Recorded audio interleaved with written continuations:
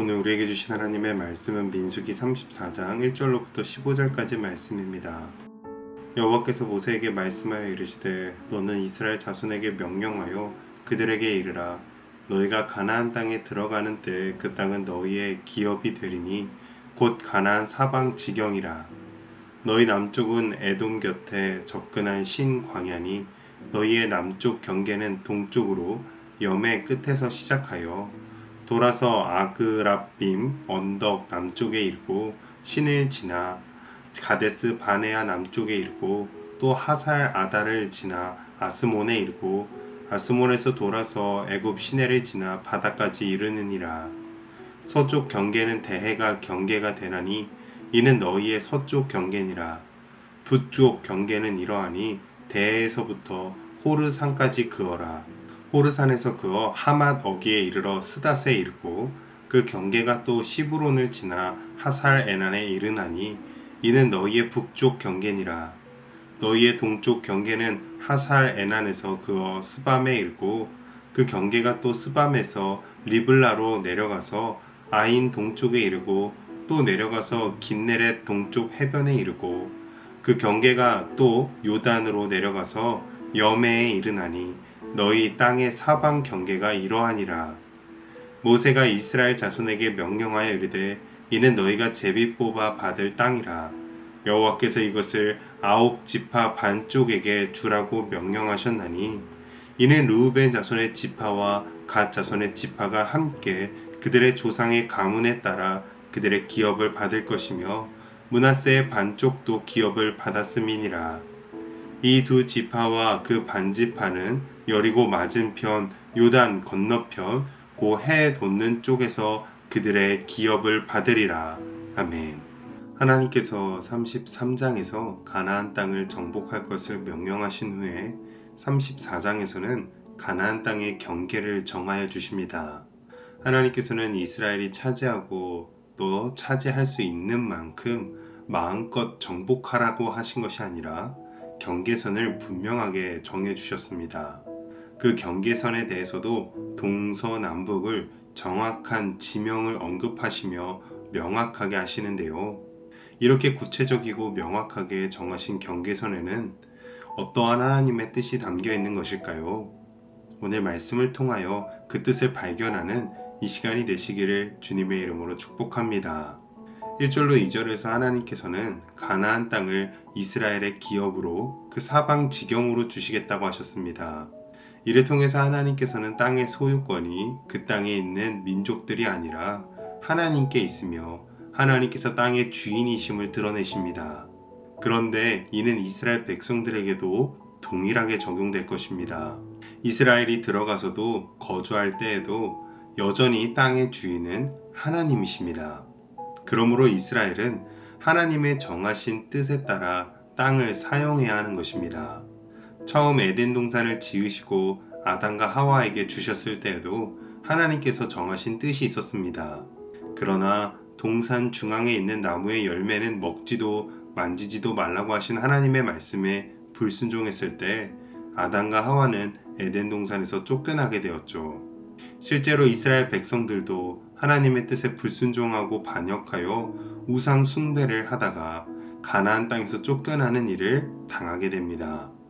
이처럼 오늘 우리도 내가 소유하고 있는 것, 내가 가지고 있는 지식과 명예와 권력과 재산들, 심지어는 내 생명까지도 내 것이 아닌 하나님의 것이며 우리는 청지기임을 분명히 기억해야 합니다. 그렇기에 이 모든 것들은 그 주인 하나님의 뜻대로 사용되어야 합니다. 이어서 하나님께서는 이스라엘이 정복하여 거주해야 할 땅의 동서남북의 경계를 구체적으로 정하셨습니다. 이스라엘은 이제 그 경계선까지 땅을 정복해야 하고 그 경계선을 넘어서 정복하지도 말아야 합니다. 경계선 밖을 넘어서는 것도 하나님의 뜻에 불순종하는 것입니다. 3절로 5절 말씀을 보면 하나님께서 정하신 남쪽에 경계선이 나옵니다.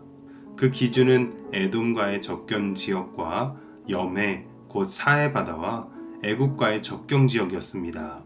그렇기에 경계선을 넘어가면 애굽 땅과 에돔 땅에 들어가게 되는 것이죠.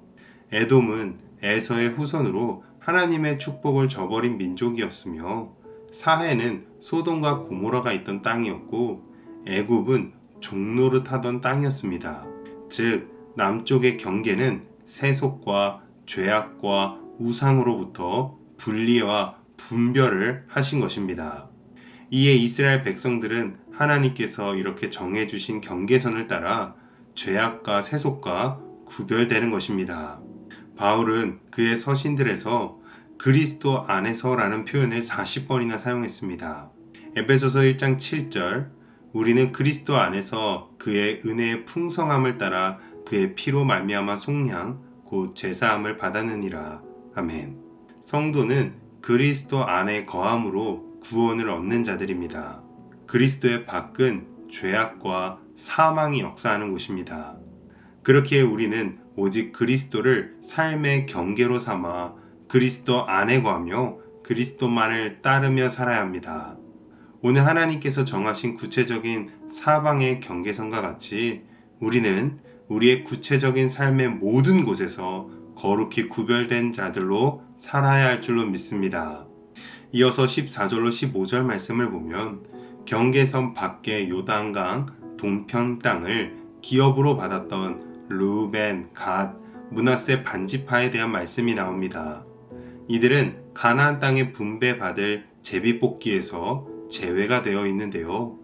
인구가 많았던 이 세 지파에게는 좁은 땅 안에 경계선까지 있는 가나안 땅보다 드넓고 목축하기 좋은 요단 동편 땅이 더 좋아 보일 수 있었습니다. 그래서 이들은 하나님께서 주시는 약속의 땅을 기업으로 받기보다 눈에 보기에 좋아 보이는 요단 동편 땅을 먼저 요구하고 차지한 것이죠. 그런데 아브라함과 롯이 땅을 정할 때에도 롯이 소돔과 고모라 땅을 바라보며 여호와의 동산과도 같고 애굽 땅과 같이 풍요로워 보였다라고 했습니다. 이와 같이 세속적인 시선으로 바라보면 하나님께서 정하신 경계선 밖의 삶이 더 풍요롭고 나아 보일 수도 있습니다. 그러나 후에 요단 동편 땅은 이방 족속들에게 숱하게 공격을 받는 분쟁의 중심지가 되며 그곳의 지파들은 계속해서 극심한 고통을 당해야 했습니다. 우리는 육신의 눈으로 볼 때 좋아 보이는 그리스도의 밖이 아니라 영적인 눈으로 하나님의 축복이 있는 그리스도 안에 거하며 살아야 합니다. 우리는 삶의 주인이신 하나님 앞에서 그분이 정하신 기준과 질서, 곧 복음 안에 거하며 살아야 할 줄로 믿습니다. 그러므로 하나님께서 정하신 경계선 안에서 구별된 삶을 살아가는 것, 즉 눈에 보기에 좋아 보이는 것이 아니라 그리스도 안에 거하여 하나님께서 주시는 참된 축복만을 누리며 살아가는 우리 모두가 되시기를 주님의 이름으로 축복합니다. 기도하겠습니다. 하나님 아버지, 우리의 삶에 분명한 경계와 질서를 주셔서 감사합니다. 내 뜻이 아니라 하나님의 말씀과 뜻 안에서 살게 하시고 보기에 좋아 보이는 것이 아니라 그리스도 안에 거하는 삶을 선택하게 하소서. 하나님이 정하신 경계 안에서 거룩하고 구별된 삶을 살게 하시며 언제나 주님의 인도하심만을 따르게 하여 주시옵소서. 예수님의 이름으로 기도합니다. 아멘.